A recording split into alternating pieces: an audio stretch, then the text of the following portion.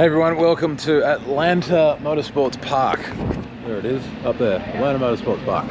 This, we're here for a really cool bike. Today, this bad boy, check it out. This is the brand new Yamaha YZ or YZF-R7. Probably the most anticipated sports bike of this year that I can think of, at least. It's not the replacement to the R6. It's certainly not the replacement to the original YZF-R7, which was the sort of halo superbike from back in the late 90s, early 2000s. But yeah, this is a brand new platform, uses the MT-07 as its base, but it is a new sort of direction for Yamaha sports bikes. So it's going to be pretty cool to see how this thing goes. We're going to go for a few laps around Atlanta Motorsports Park. So come for a ride. Let's go.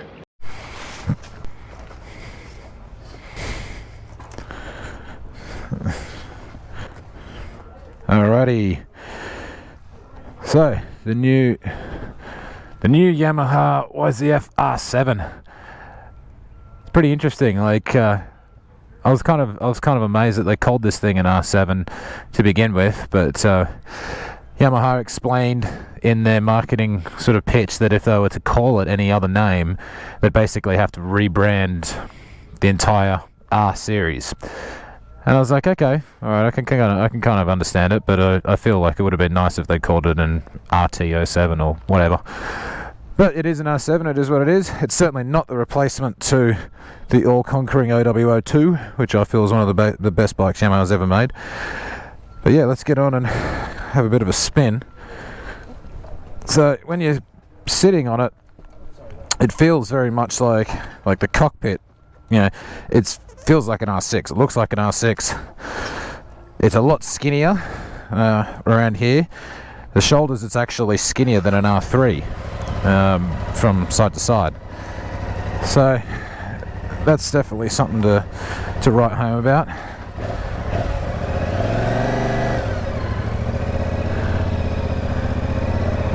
And this is, I think, 8 pounds lighter than the Yamaha MT-07 that it's based off.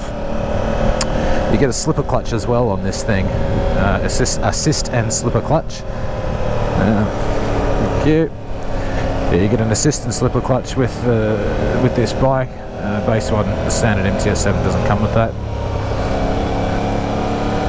Now this is a hell of a circuit, Atlanta Motorsports Park. You also have a quick shifter as well, an up quick shifter, not a down quick shifter. Yeah, no good.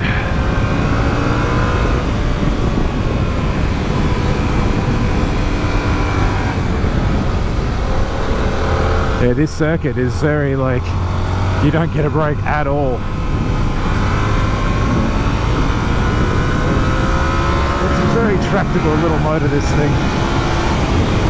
I've got at the moment, I actually have an MT-07 in the garage, and funnily enough my mum even bought one where she loves it so much. It's very nimble, this thing, in comparison to the R6. It's hard to say. I shouldn't actually say in comparison to the R6, because this is not a replacement for the R6.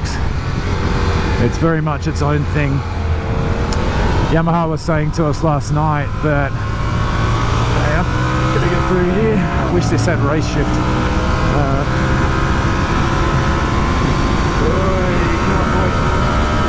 Yeah, Yamaha was saying to us last night that the used market for R6s is massive. Oh, that's a gnarly corner. Yeah, the used market for R6s was huge. You know, the price of super sport bikes has gone up a lot in sort of the last 10 years or so. You know, well, over 50% for an R6. I think even more so for the R1. So people's buying habits were changing. So they also they did a bunch of focus groups, and part of it, one of the big questions was, would you take an R6 and give it some better low-down performance for street riding? Because obviously a super sport bike, you need to rev the things out pretty hard for them to work, and everyone said yes. So as a result, the concept for the R7 was born, and they also had, you know, a good donor bike in the MT-07. But the best thing is this thing is incredibly nimble. It turns so nicely, so fluidly, very light on its feet. You know, you don't have a lot of rotating mass with that twin-cylinder motor. In comparison to four-cylinder sports bikes, oh, it's hard to get the foot under there while I'm cranked over. Just let me concentrate here for a bit. Click fifth gear.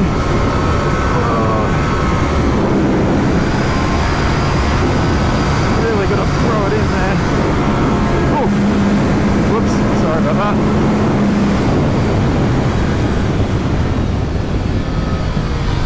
Got to be careful of this corner, it's very slippery.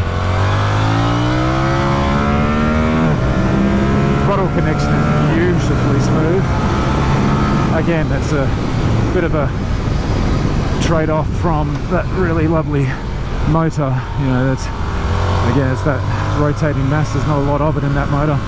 So the throttle response is creamy smooth.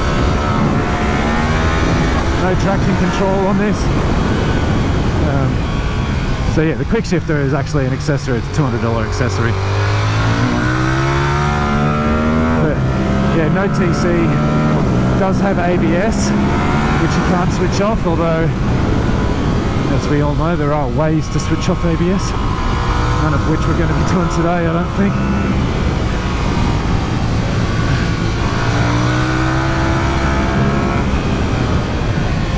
Now the brakes don't have great feel. The front brakes feels a little wooden. They do have the power, but there's not a huge amount of feel there. Yeah, the fork and the shock are mid-level items. They're not, I don't feel it's as direct as what you would get on the outgoing R6. It's quite soft. Mind you, it is set up for, it is a street bike setup. Me being 190 odd pounds, if it were my bike on the track, I'm throwing heavier springs and this thing's stat. But interestingly, Yamaha said this wasn't a knee-jerk reaction to the Aprilia RS660, which is a fabulous bike. Also a fair bit more expensive. I think it's about $2.5 grand more, but you do get a huge plethora of electronics, and you get 100 horsepower out of that motor. I actually don't know what the horsepower is on this. Yamaha hasn't told us.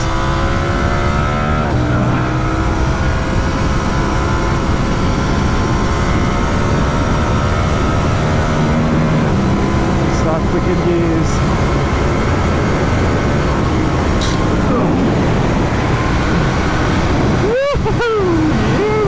That is a wild corner. It's a pretty bare bones sports bike. There's not a lot of frills with this thing. It's way off wide there. Jesus, dude, come on. It's a pretty bare bones thing. Yeah, that front brake feel isn't the best, I've got to say. Feels a little wooden. This is one of those bikes that's gonna make a really, really good introduction to sports bike riding for probably more for sort of intermediate riders. There's enough here that pretty much anyone from any size or skill level can get out of, but guys that maybe are hopping off, guys and girls that are hopping off an R3, for example, because even though the R3s are very fun, they are a little limited. Come on, get the gear. They're a little limited. You'll get to the end of the performance spectrum of that bike pretty quickly, whereas this thing has a lot more for the majority of riders out there.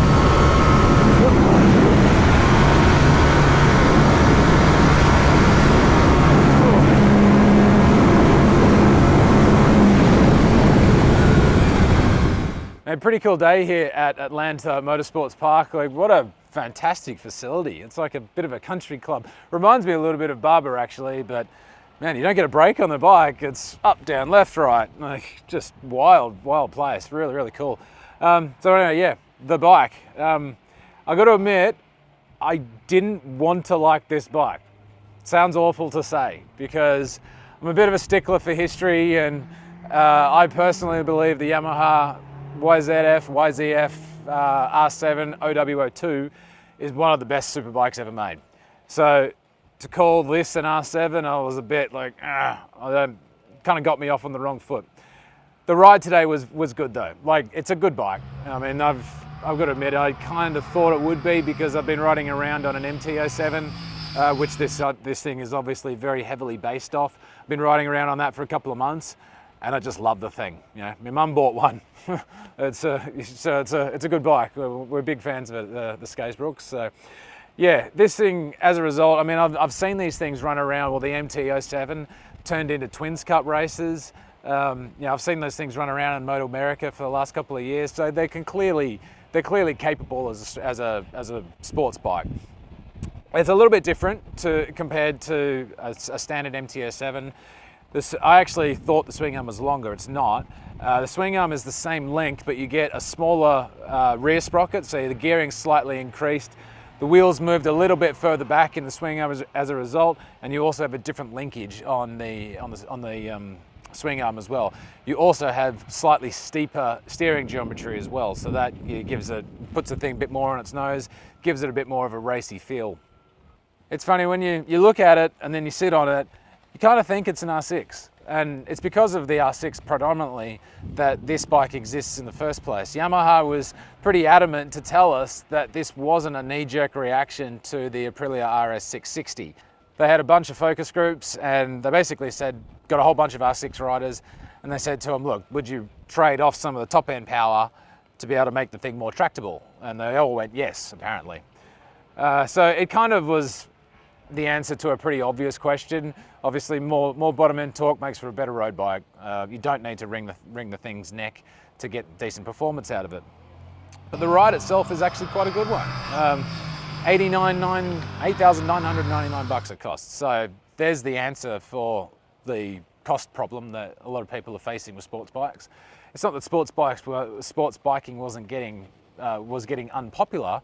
It's just that it was getting really bloody expensive.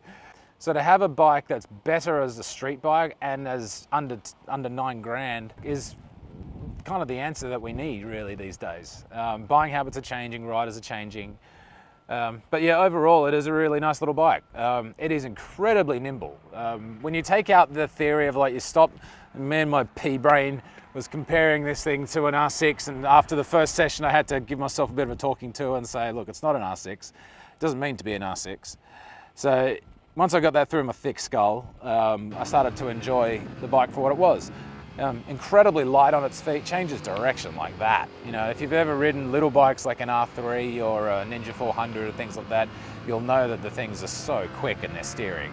And this is just that, but just a little bit more kind of beefed up, I guess you could say. You get 41mm KYB forks, fully adjustable. That's very nice. You get preload and rebound on the rear. So if you're going to race this bike, you're going to throw that stuff away anyway and put some cartridge kits and a fully adjustable shock on there. But I had a really good time on it. I put a turn of preload in the back just to try and keep the thing up a little bit more. And other than that, I just rode it. I had a really good time. And I probably knocked out 50 or 60 laps or something today. So it's been really fun. I'm not a massive fan of the brakes. You know, 4-piston calipers, 4-piston radial mounted calipers. So look, they are decent calipers, but I don't know if it's a pad thing. But it doesn't really have a lot of feel. It does have the power, so you know it's there. ABS on this, obviously, and you can't switch it off, although you can if you know what you're doing. We didn't screw with it at all today, so we just kind of ran with it.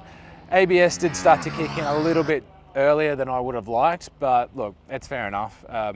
You got to think about the price as well. You know, a 9 grand bike, you're not going to get Brembo monoblocks with racing master cylinders or anything like that with this. You're going to have to look at it for what it is.